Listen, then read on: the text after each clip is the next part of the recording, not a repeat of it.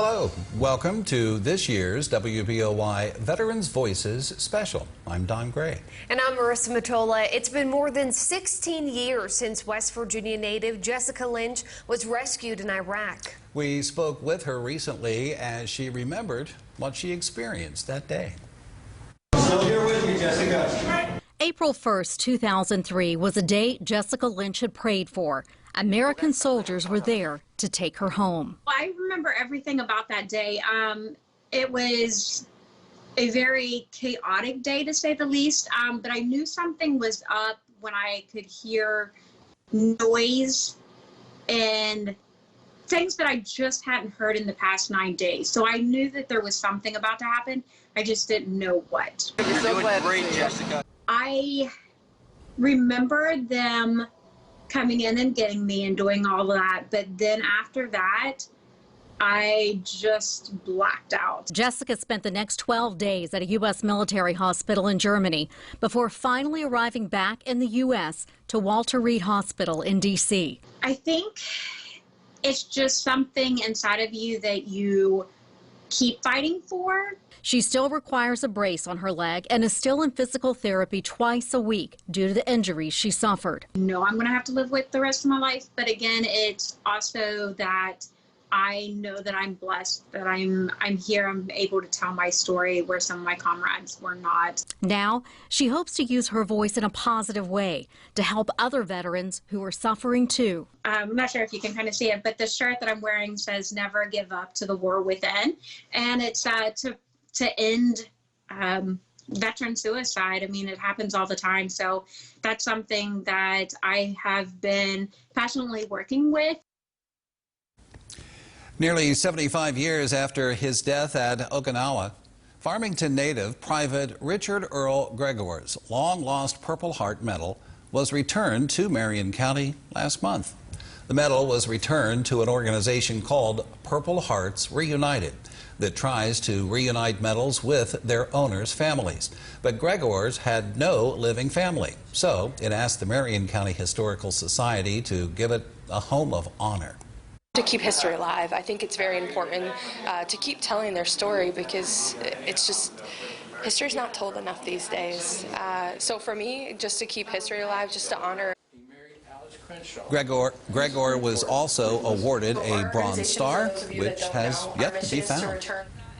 Also in October, Senator Joe Manchin awarded the Purple Heart to a Vietnam veteran in Lewis County. Specialist Steve Vinson was operating a tank in Vietnam when it hit a landmine, but he was never recognized. His daughter reached out to Manchin's office, who set up the ceremony at Stonewall Resort.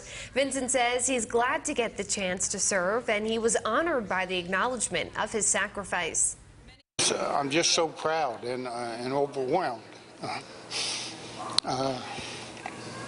I don't really know. I'm just full of emotions right now, but it does feel good to be honored for my service. Resort staff members also attended the ceremony and honored Vincent for his service.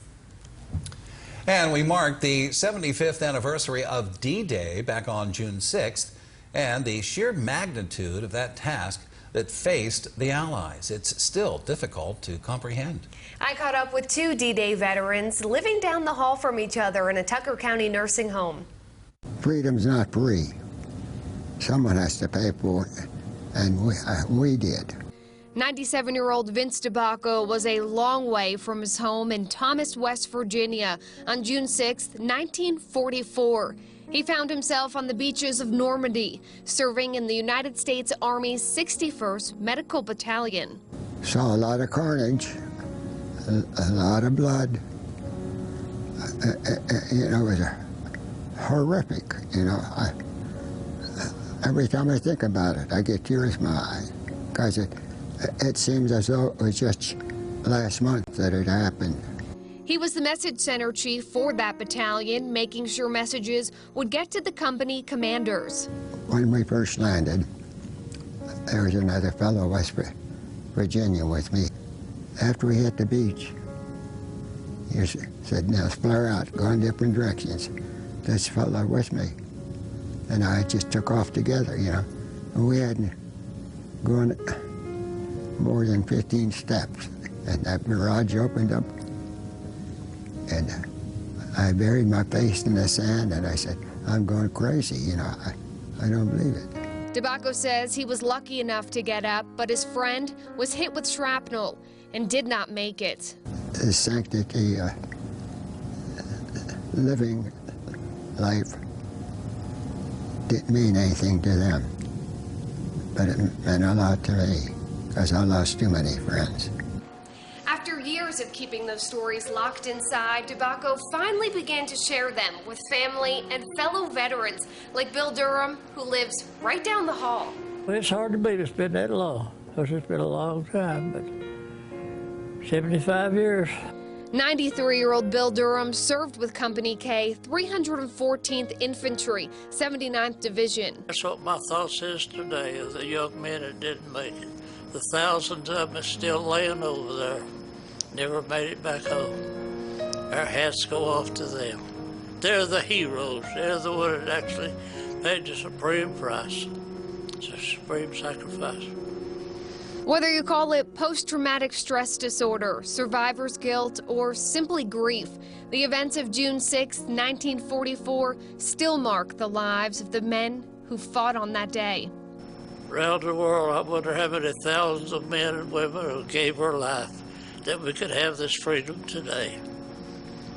Freedom of liberty, freedom of speech, freedom of religion, which no other country's got. And we have it today because of men that gave their life. Now, earlier this year, I had the honor of meeting Mr. DeBacco and hearing his story, a day I will never forget. In October, we were notified of Mr. DeBacco's passing. He was 98 years old. Well, there are many heroes during times of war, but not all of them are recognized. And the family of a local man working to ensure their own hero is honored. That's next on WBOY's Veterans Voices Special.